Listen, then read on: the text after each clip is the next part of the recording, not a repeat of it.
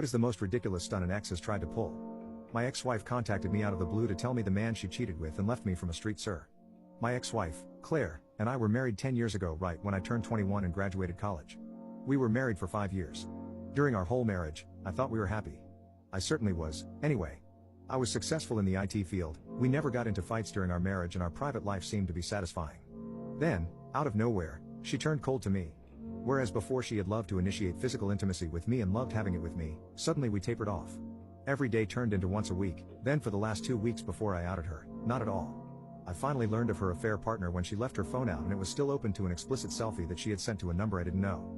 Although I was crushed, I kept my head on and took photos of her phone with my phone. I then saw her message stream with her boyfriend. It was some guy from the gym that I was paying her bill for. I didn't confront her. The text told me all I needed to know. They had been screwing while I was at work, in my bed. I just kept quiet. Then the following Saturday, when I knew she would be at her supposed double, I loaded my stuff into my car and left. I had talked to a divorce attorney and I would be fine. I was 25 and didn't have serious money.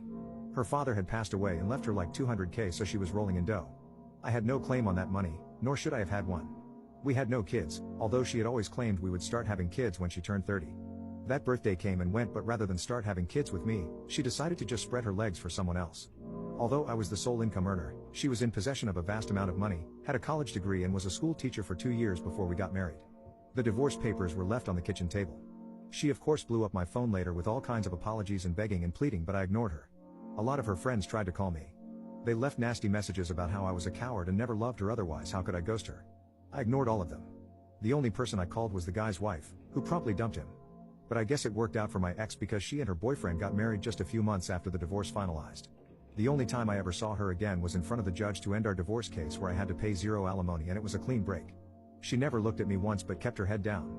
She brought her boyfriend from the gym and he was flexing, trying to look hard like he was going to fight me.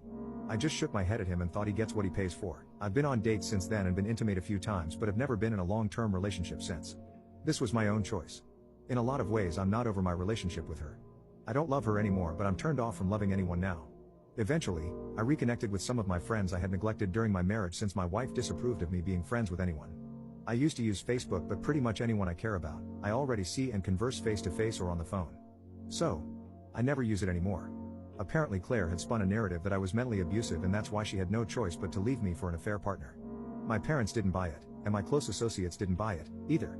But she tried selling the crap to my boss to get me fired, I guess as revenge against me ruining her boyfriend's marriage. Ironic that she defended his marriage, when it was his new bachelorhood that helped make a relatively honest woman out of her. I just showed my boss the texts where my ex begged for mercy and forgiveness and admitted she was having an affair and that I was a good husband, etc. He just told me he was sorry, and gave me 2 weeks paid off to rest. Fast forward 6 years.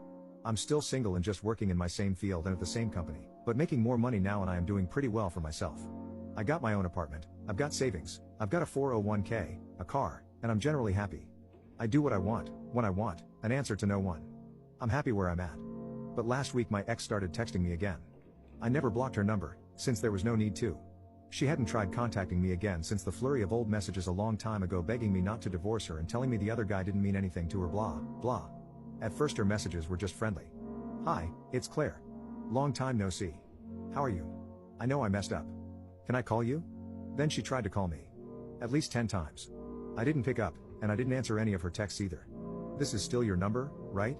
I talked to our mutual acquaintance and he says this is still your number since you replied to him on it. Please talk to me. She then told me how much she missed me and how I was the only man who was ever good to her.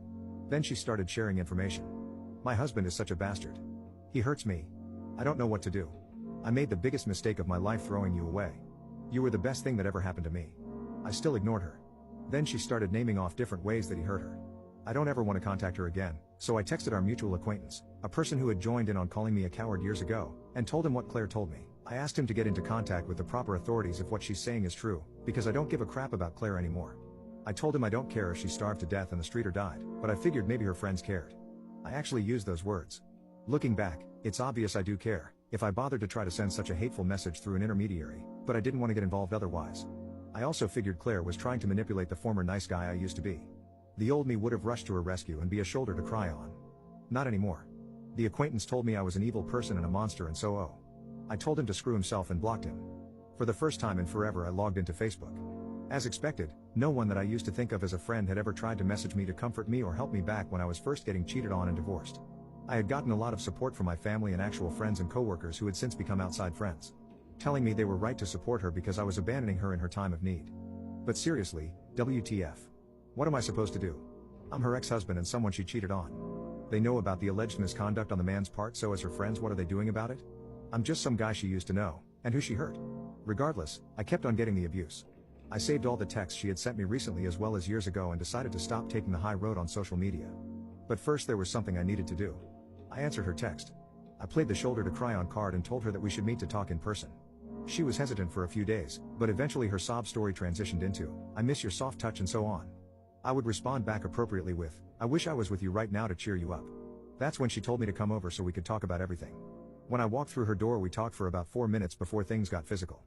After the fact, I took a picture in her and her husband's bed, with her sleeping against me. Then I sent the picture to her husband captioned with, "This yours?" I came back for seconds. And got up and left. When I got home,